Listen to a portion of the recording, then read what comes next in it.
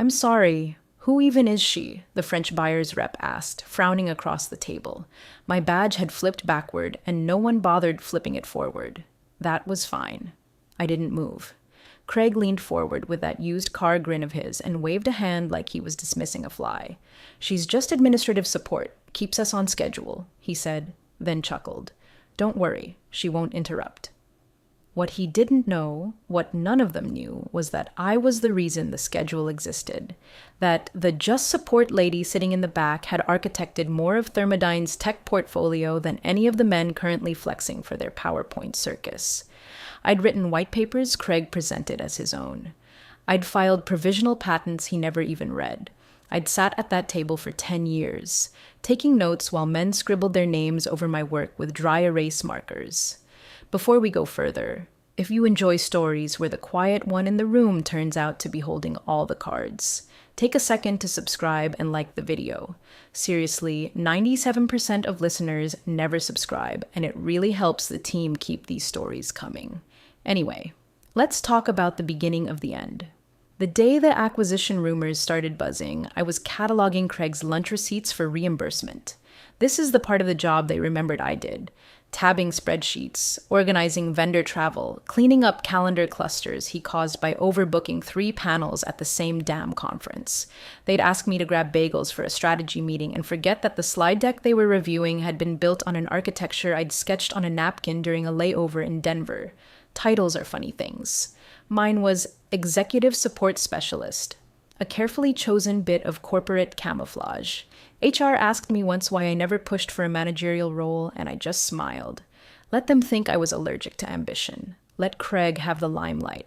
Let them all stand in front of my designs while I handled room bookings. You'd be amazed what you can see when people forget you're there. Craig started staying late at the office, locked up in conference rooms with people wearing $1,000 watches and no patience. He walked around with this coked-up swagger, slapping people's backs and winking at interns like he was about to be knighted. I heard him on the phone one night, pacing near my cubicle, bragging about how he'd engineered the entire predictive diagnostics suite. I smiled and kept typing. That suite was my baby, designed at 2 a.m. over old Thai takeout, built across 3 product cycles and registered in my name. But I didn't correct him. Not yet. Then came the fire drill. The acquisition team wanted a complete inventory of all active IP. Craig panicked like a raccoon caught in a dishwasher. He dumped a bunch of PDFs into a folder and called it done. I knew he missed half the filings, some on purpose, some because he didn't understand what half the acronyms meant. Our patent tracker was a mess. Half the entries referenced code bases by nickname. The folder labeled IoT stuff, Ask Marin, had been untouched for 6 months. Still, nobody asked me to join the meetings, not officially. I was told to be on hand in case they need admin support. So I was. I sat in the back, silent, while they pitched Thermodyne's future like a used ride at a county fair. The first meeting I sat in, one of the buyers mentioned integration timelines. Craig smiled wide and started quoting numbers he stole from a memo I wrote. I didn't flinch. I just watched as he babbled through timelines I'd calculated in precise Gantt charts. He handed out the charts without even removing my initials. They asked questions about IP value. Craig gestured vaguely toward the engineering department. When they asked about patent assignment histories, he told them, legal has it covered. And still, nobody looked at me. Nobody asked. Nobody wondered how the calendar lady knew what the algorithm for thermal load balancing actually did. I just kept taking notes. But something was changing. A junior associate from the buyer's legal team paused during a coffee break. She looked at me funny. I smiled politely. She said, "You look familiar. Were you on the ICANN panel last year?" I nodded once. That was a keynote I gave, under Craig's name. She blinked, then frowned. "Weird. You just looked like someone I read about in a journal article on IP arbitration." I didn't answer. I just let her stew in it. Sometimes silence is a megaphone, and I was getting ready to turn the volume up. The hallway outside the main conference room smelled like stale coffee and desperation. I was dropping off revised vendor compliance forms because naturally, Craig had forgotten to include 2 European data restrictions that could have tanked the buyer's confidence, and I caught the tail end of his voice bouncing through the cracked door. "She's just administrative support," he said, voice smooth and puffed up like a Macy's Day balloon. Keeps my calendar straight, makes sure I show up to things. I paused mid-step. He laughed after he said it, like it was some charming, self-deprecating joke. Like I wasn't the one who wrote the actual technical white paper he'd slapped his name on just last quarter. Like I hadn't spent 10 years making sure his screw-ups never made it into quarterly reviews. I adjusted the folder under my arm and kept walking. Let him talk. Craig had spent the last 3 weeks buried in Canva templates and buzzwords, dressing our infrastructure like a sideshow pony. He rolled out words like scalable, modular, and disruptive with the excitement of a teenager discovering adjectives. I watched him copy-paste from old investor memos I'd ghostwritten back in 2019. His idea of technical depth was dropping phrases like asynchronous latency flux into a bullet point and hoping nobody asked what it meant. Half the time, he pronounced acronyms wrong. The decks were all style, no skeleton. Charts I'd built were crammed into new slides with fonts 2 sizes too large.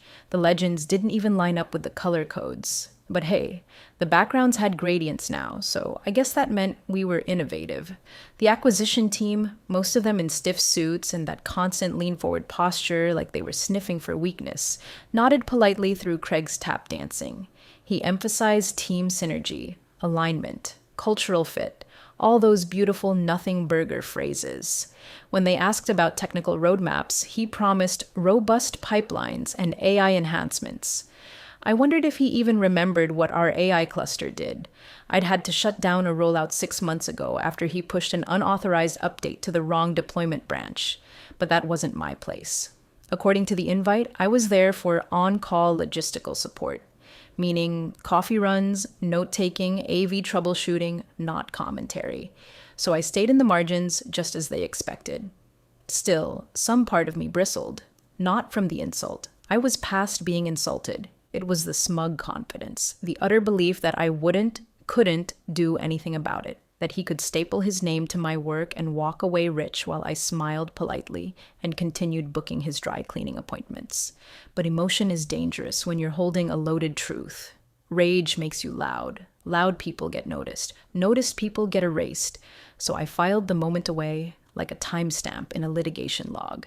I started quietly checking the patent folders in our internal repo, cross-referencing filing dates, making sure everything I'd logged over the past decade was accounted for, not by Thermodyne's internal indexing system, which was a dumpster fire of half-filled spreadsheets and naming conventions like cool stuff, final 2x3, but by me. I had kept my own backups, my own timelines, and more importantly, my own filing dates. A few of the provisional patents had been upgraded since I last checked. A few were still pending, and more than a dozen had been marked as in process for full assignment, which meant they were technically floating in the gray zone between personal and corporate ownership, which in legal terms meant Craig was selling a product he couldn't fully prove he owned. I started tagging them in a folder I called Clarity, just in case. Meanwhile, Craig strutted around the office like he was already choosing what to engrave on his beach house gate. He handed out his new business cards to people who didn't ask for them, gave impromptu motivational speeches by the water cooler.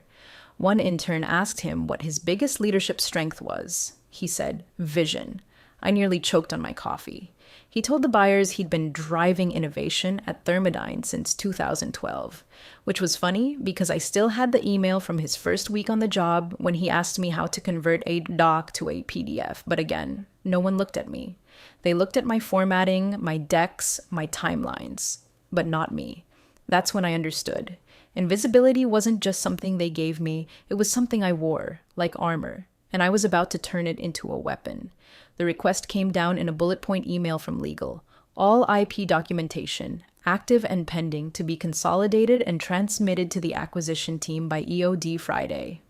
Craig forwarded it to me with his usual charm. Can you wrangle this for me? You're good at the boring stuff. The boring stuff being the intellectual scaffolding that held the company's value together. I opened his draft packet first. A few PDFs, some outdated patent summaries, an Excel sheet that hadn't been updated since the fiscal year before last. The algorithm timeline document was actually just a series of bulleted guesses. Half the footnotes were empty. He hadn't even included the dynamic load allocation module, the one we'd spent 18 months prototyping and another 12 rolling into production. You know, the module that doubled our client retention rate in Q2? Gone. I stared at the screen a long moment, then quietly opened my personal archive. Not hidden, not encrypted, just ignored. A folder buried inside a shared drive under Project Logistics. Technically visible to anyone, but no one ever looked. It was safer than a vault, really. People only trip alarms when they know something's worth stealing. Inside, 10 years of invention disclosures, drafts, confirmations, timestamps, notarized filings, a decade of emails CC'd to me by mistake, where Craig forwarded my reports to his trusted contacts with subject lines like, "My latest insights." I'd kept them all, not because I was bitter, but because I'm a completionist. I like clean lines, I like receipts, so when I started compiling the packet, I made 2 copies. Version 1, the one Craig expected, light on detail, pretty graphs, a handful of patents that looked impressive but weren't tied to anything critical. That's the one I dropped into the internal drive he shared with the VP of Finance and the legal liaison. Tidy, inoffensive, bland enough to be credible. Version 2, the truth. 47 patents, 17 still pending approval, 9 tagged under joint ownership disputed, 14 under personal filing assignment pending. One tucked so deeply into legal limbo that not even Thermodyne's internal counsel had eyes on it. That one was the crown jewel, my load optimizer for energy balancing smart grids, the algorithm that had landed us the EU infrastructure interest in the first place.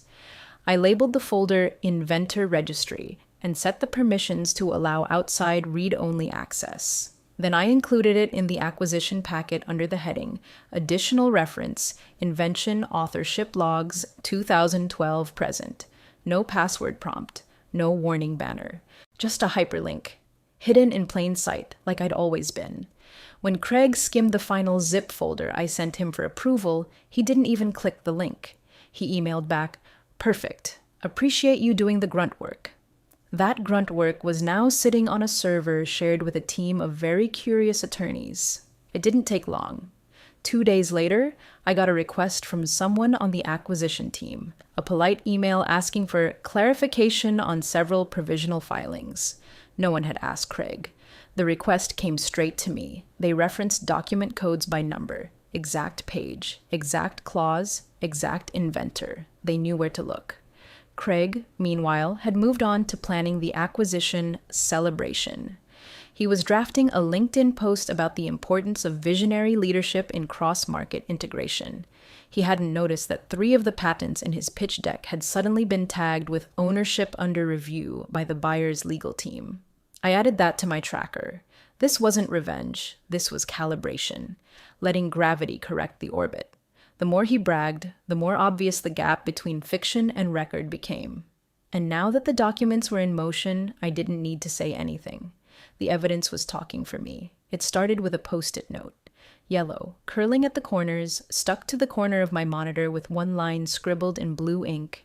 Buyer request, confirm inventor list matches internal assignments.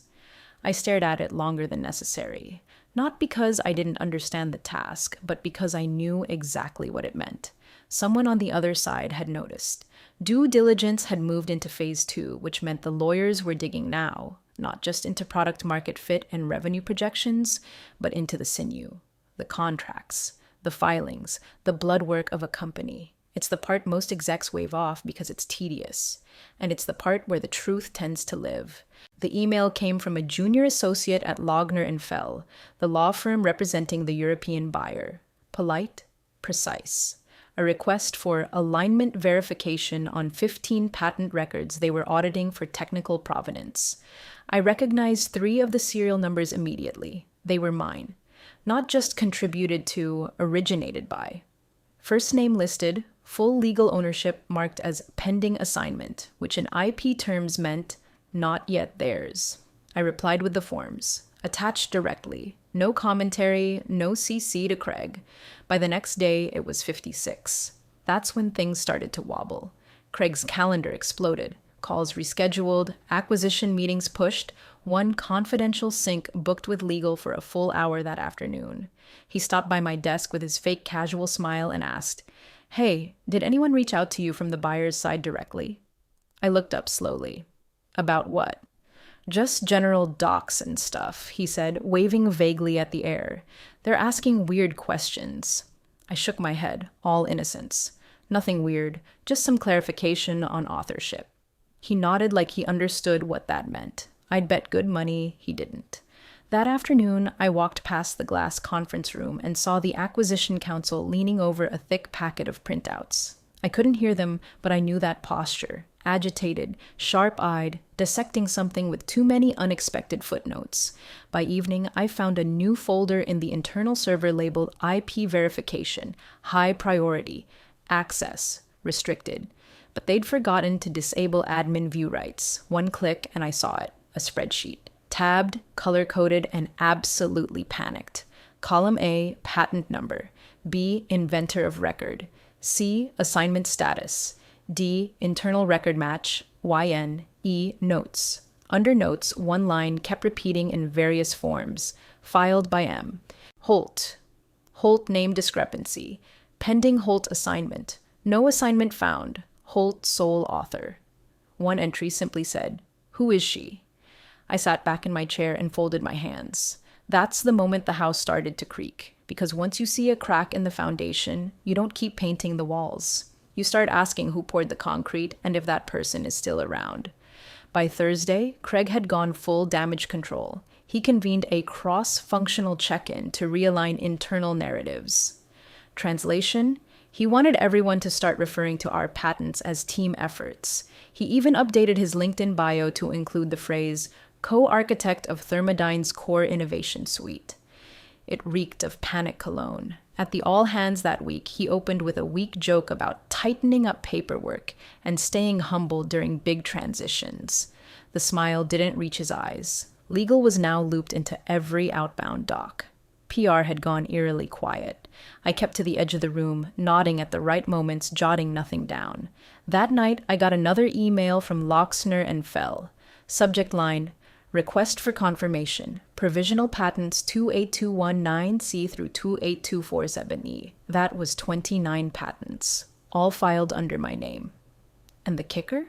They asked if I'd be willing to verify the original submission dates. Not Thermodyne. Me. I didn't reply right away.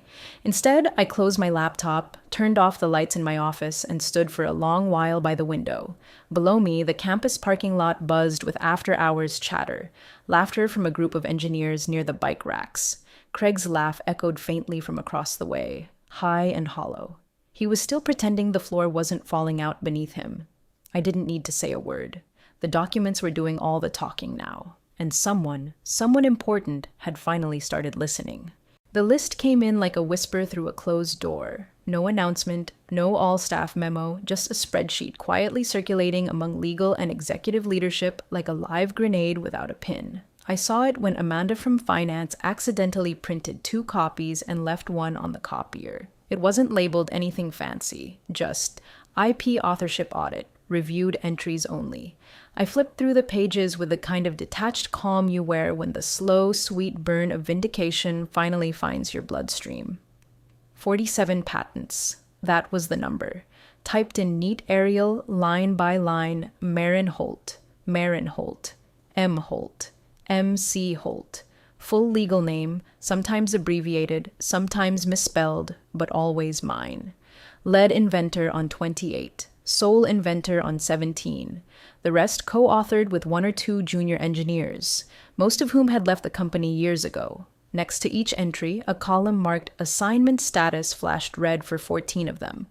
Red meant unassigned, not signed over to Thermodyne, not locked down in company ownership, and legally, that meant they were mine. Those 14 were all filed during a convenient little stretch of time 3 years ago when our internal policy was under revision, which really meant Craig had forgotten to renew the company's automatic IP transfer agreement. He'd quietly instructed HR to pause the contract rollout until the new legal templates came through.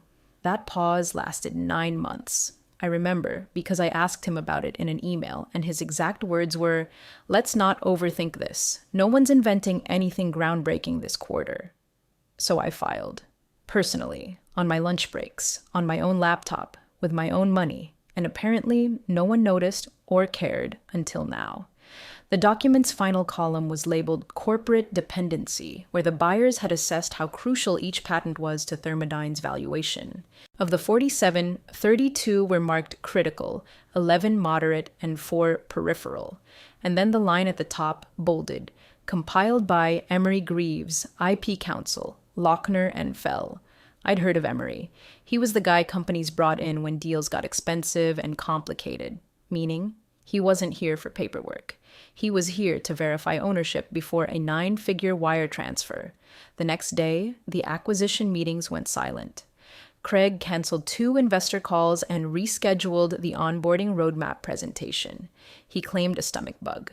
I watched him walk out of the office in the middle of the day looking pale and 10 pounds lighter. His laptop was still open on his desk when he left, Outlook blinking with unread emails. Word began trickling in from the project managers. The buyers had paused the timeline. That's all anyone said. No one knew why, or they did, and just didn't want to say it out loud. Not yet.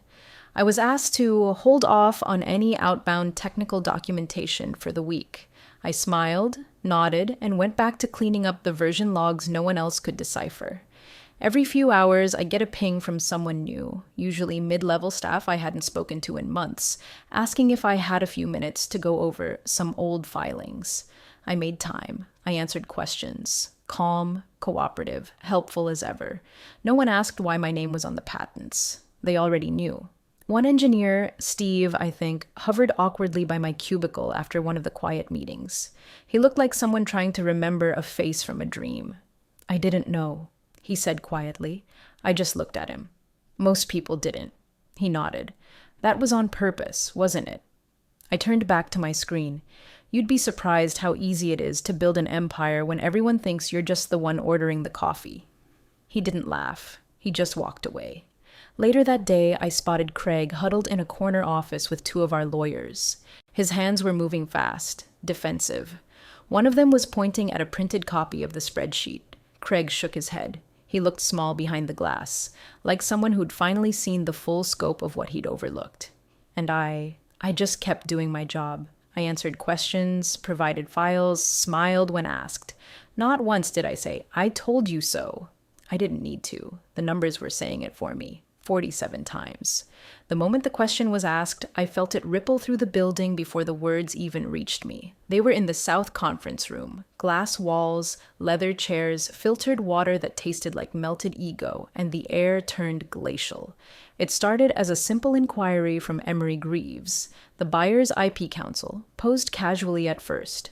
So, just to clarify, why doesn't Ms. Holt hold any executive title here at Thermodyne?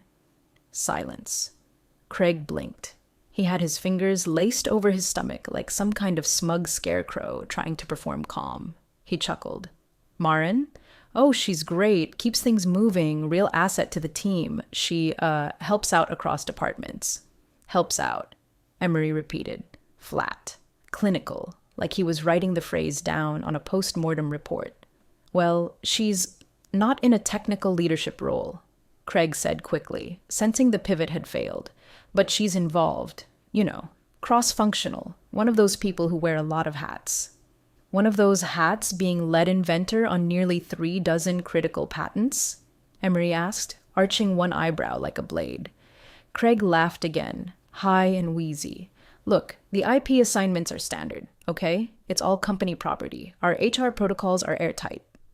They weren't, and Emery knew it, because the next sentence that slid from his mouth was a scalpel. "We've reviewed the assignments. Of the 47 patents in question, Thermodyne can only produce valid, countersigned assignment contracts for 33 of them." There it was, the real number. 14 patents floating in purgatory like anchors without chains. No assignments, no notarization, no signatures from Thermodyne Legal. Just me. Filing under my name during that infamous policy revision gap while Craig was busy networking his way into keynotes and hot tubbing at leadership summits. Inside the glass box, I heard chairs shift. Then Craig spoke again, lower now. We're working to correct those. It's just a clerical backlog. They'll all be properly assigned before close. Emery didn't respond. He simply flipped to the next page in his binder. Someone told me later there were 5 executives in that room. Craig, 2 legal officers, a VP from operations, and the interim CFO. None of them said a word for 12 full seconds. Because what do you say when the woman you've brushed aside for a decade turns out to be the lock on the safe you're trying to sell? They could have called me in, brought me to the table, let me speak. But they didn't. They kept that room sealed like a bunker, hoping their silence would be louder than my absence. It wasn't. My name was all over the documents, my design schematics, my metadata, my filing logins, my test phase notes. The heat signature of my work was everywhere, and now it was glowing like a radioactive tag. After the meeting, Craig marched past my desk without making eye contact. He didn't even fake a smile this time. Just a tight jaw and the sour sweat of someone realizing too late that he's not holding the wheel anymore. I got an email at 4:18 p.m. from HR. Please provide a complete copy of your IP filing records for internal review. I didn't reply. I forwarded the request to my counsel. By 4:25, the buyer's legal team had requested direct access to me, without Thermodyne's legal team present. That was the shift. Not a bang, not a speech, just the realization that the buyers no longer trusted the story Craig was selling, and they were starting to look for the real author. From that point forward, my silence wasn't interpreted as deference. It was a signal, the kind of silence that makes people lean in and ask, wait, what are we missing? Turns out, they were missing everything, and I was done hiding in plain sight. The invitation came through my personal inbox at 7:12 a.m., subject line, request for direct meeting, confidential. No CCs, no forwarding, no trace through Thermodyne servers. Just a plain email from Emery Greaves' assistant with a short, surgical message. We'd appreciate an off-site conversation at your convenience, venue and counsel of your choice, no Thermodyne representatives. I stared at it for a while, not because I was surprised, but because I wasn't. That was the shift. The moment you realize you've gone from a ghost in the system to a variable in someone else's strategy, from scenery to leverage. I replied with a single line. Available Thursday, 11 a.m., my attorney will attend. We met at a private conference suite inside the 3rd floor business lounge of the Hanover Executive Center. Neutral ground. No Thermodyne logos. No Craig. I arrived early. My attorney, Rachel Sundberg, blunt, brilliant and allergic to small talk, sat beside me, arms folded, eyes narrowed like a woman expecting war. Across from us, Emery Greaves, one Lochner partner, and a VP from the buyer's integration team whose name I didn't bother writing down. They opened with pleasantries. I let them talk. Then Emery set a leather-bound folder on the table, spun it gently toward me, and said, "We'd prefer to work with you directly." No preamble, no pitch deck. Just the sentence that upended a decade of erasure. He outlined it calmly. The acquisition was in flux. The patents, my patents, represented a disproportionate chunk of the valuation model. Thermodyne had failed to secure full assignment rights on key IP, and that exposure had already triggered shareholder concern. Their proposal was clean. Sever from Thermodyne. Bring the patents, those not yet assigned, into a fresh entity under my control. Join the buyer's integration team as chief technical strategist, reporting directly to the board. Formal title. Equity stake. Full authorship preserved. Immediate compensation plus long-term stock options. They wanted to rebuild the tech stack with me at the helm, not buried beneath someone else's LinkedIn bullet points. Rachel raised one eyebrow, but said nothing. I could feel the heat of her appraisal, scanning every clause. I took my time flipping through the documents. They had done their homework. Every filing was correctly attributed, every pending assignment flagged. They hadn't just traced the work, they understood it. Understood me. That part hit harder than I expected. We believe the future of this tech, Emery said quietly, is better served by the person who actually built it. I didn't blink. I didn't smile. I didn't nod. I asked for a printed copy of the offer and requested 3 business days for review. They agreed. When we stood to leave, the VP, he finally introduced himself, Matthew something, offered his hand and said, I'm sorry for the way your contributions have been handled. It won't happen here. I looked at his hand, then shook it. Good, I said, because I don't do invisible anymore. As we exited the room, Rachel leaned in close. That's a serious offer, she murmured. Equity alone could set you up for life. I know, I replied, but you don't seem shocked. I'm not. I wasn't.